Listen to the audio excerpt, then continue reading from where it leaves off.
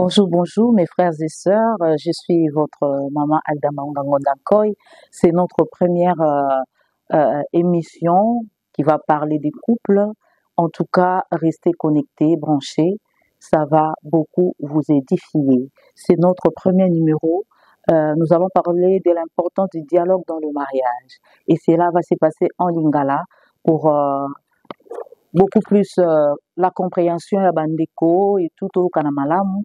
Eko tokolobela yango na mokuse na lingala nayi nalobela mpona dialogue na kati ya mariage.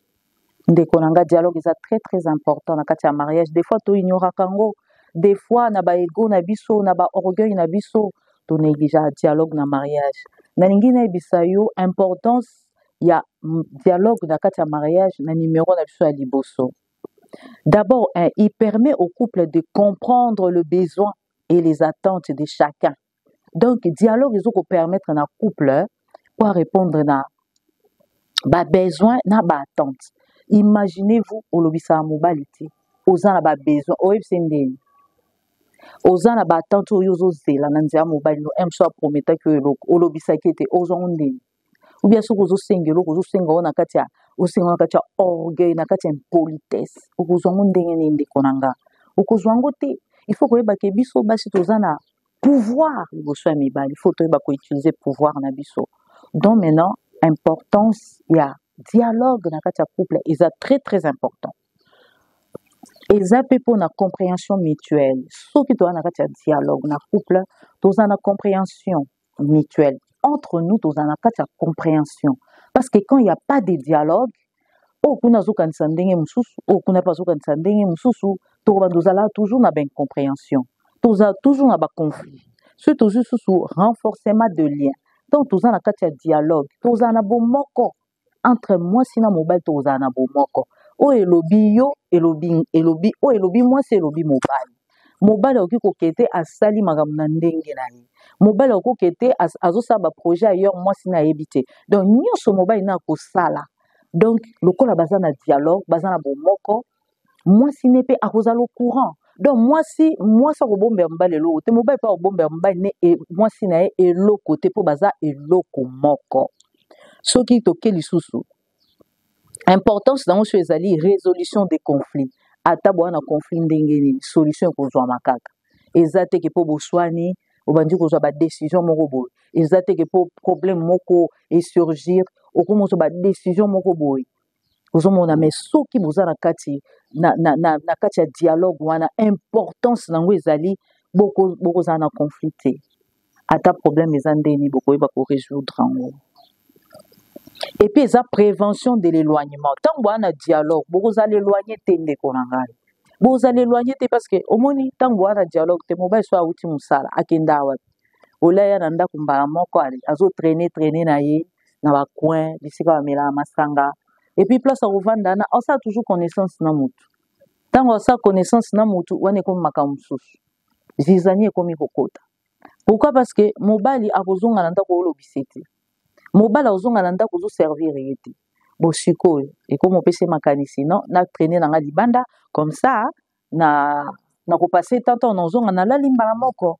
D'où maintenant l'importance du dialogue pour na bien-être individuel et de couple, pour na bien-être na yo moko pe ya bino mibali moi sina mobali pour na bien-être na bino santé na bino ko za malamu boko za stressé ta eza malamu mingi boza na kati ya dialogue pour soko zoka bien to chérie na oka bien te o mo pe attention mobali ezo pe so pour moi courage.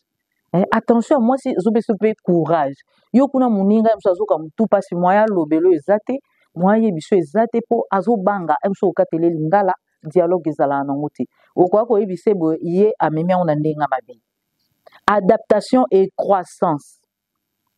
Dialogue peut ezali ko permettre na couple de s'adapter au changement de la vie et kozala musu bobala zaki na musala lobi musali sili soki dialogue ezate et kozala pasi mingi et kozala pasi mingi pour mobali d'abord akoma un esprit suicide na ndako d'abord moi si toloba na te climat ezalaka bien te nake koyebisa lisu ke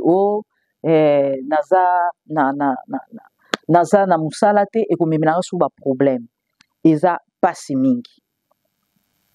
Soki toke sukolobela pona ba avantage ya dialogue. Avantage ya dialogue na couple.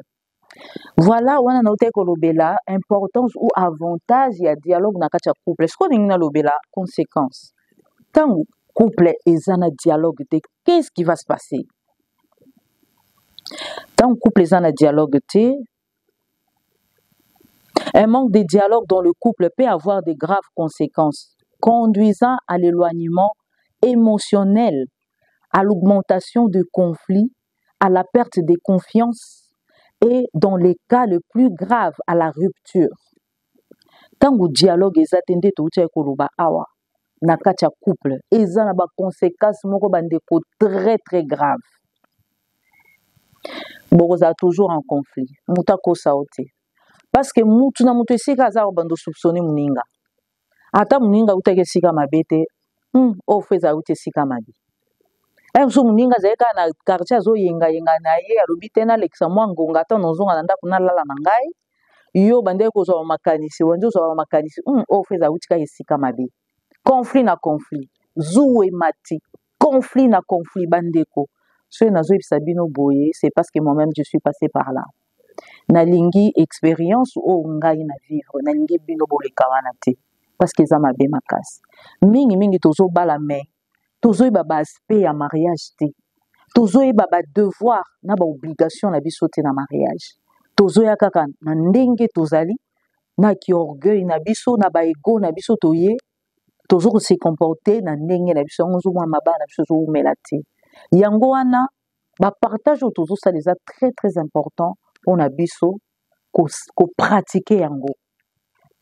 Eza na ba conséquences moko mabe makasi manque ya dialogue et comme mati na rupture. Imaginez-vous yo na ndako lobisa mobali te. Mobali sura azu mwa mutu moko pembeni kuna akenda ni kobeta masolo. Bana basi pa kichasa ba umela te. Ba basi kisasa ba umela te. Tango mobala bando ko kende kuna ya balese loka mabe abosani yo. Et comme ils sont incompréhension lisusu makambo ezo simba sute e osani ni boka bwana, alors que na liloba nzambe ezali eza ko yebisa biso divorce eza malamu te na liloba na nzambe. C'est que Dieu a uni, que personne ne le sépare. C'est que Dieu a uni, mutu moko te akokabola oyo nzambe asangisi. Que le mariage soit honoré de tous. Eza ba maloba o biso foto zalaka nango na ba mariage na biso. Tango tokoma na ba conflit na bokomi kobenga mama yakai papa yakai ba parrain boyaye ba marraine tango kwa mutu kwa na ba conseil na ye mutu na mutu mwana nga azo souffrir boye na boye oke kuna pe pa ba camarade obeti li solo conseil ope ba kopesa yo ya mwana oyo kozwa okomi ko pratiquer yango et ya kosala que mariage moyen simba lisusu ezate yo moko na mobali dialogue ezalaka te.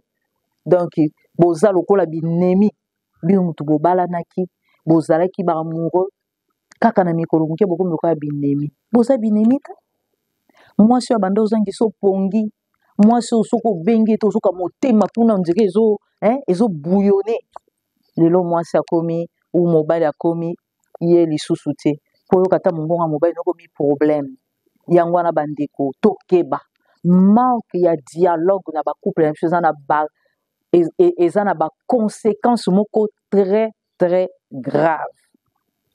Yo mwasi ko perdre confiance en soi, mobali pas ko perdre confiance en lui parce que a se poser la question, est-ce que moi soit linginga to linginga soute? Est-ce que moi soit zo tromper nga to zo tromper nga soute? Moi si pe kuna ndenge moko. Est-ce que penza mobali ngo azaka ka ndenga zalaka? Yango na bandeko tout ça la très très très attention pona likambo etali dialogue na kati ya mariage. Tomoni ba conséquences, tomoni ba avantage nango, eza sikoyo mena biso moko tozwa sikoyo initiative, biso moko tozwa ba décision ya ko pratiquer yango, to tika dialogue te na ba couple na biso, ata boswani bolala na kanda te, ata bofingani bolala na kanda te, limbisa ngai ya, po toza lokola ba camarades. Mariage, couple, toza lokola équipe, famille za lokola équipe, cette équipe là doit gagner au dernier jour. Le Seigneur va nous demander. mwasi napesaki osalaki na ye nini, mobali napesaki osalaki na ye nini. Yango wana siko foto oyo bandeni tokoconserve mariage na biso ti mokolo nzambe akobenga mutu na mutu, mokolo asuka tokozala na likambo ya koyebisa nzambe wana.